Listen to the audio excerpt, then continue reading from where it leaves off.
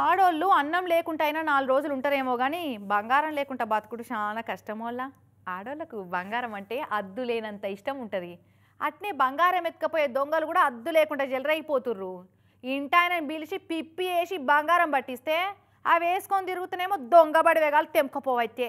అవ్వలు, అక్కలు, చెల్లెళ్ళు ముఖ్యంగా మెడలు వంగేటట్టు బంగారం దిగేసుకపోయేటోళ్ళు మీకోసమే తీసుకొచ్చిన ఈ వార్త. వీని తాడు దెంపై తెగిడిచిన బద్మాషోడు ఆడామ మెడల షైన్ ఎట్లా దెంపకపోయిండో చూడు రే.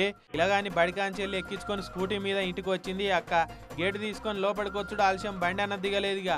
హెల్మెట్ పెట్టుకుని వెనకపోంట వచ్చిన ఈ దొంగోడు కళ్యామాకు చెట్టు కళ్యామాకు దెంపినంత తలకగా ఆమె మెల్ల బంగారు గొలుసు దెంపిండు. కథమిగా పరారైపోయాడు.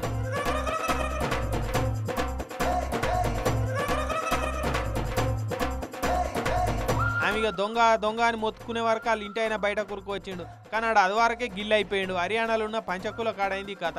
ఈ దొంగల తాడు దెంప ఆడోళ్ళు తులమో మాసమో బంగారం కూడా పేయి మీద వేసుకునే పరిస్థితి లేకుండా చేస్తురు కదా.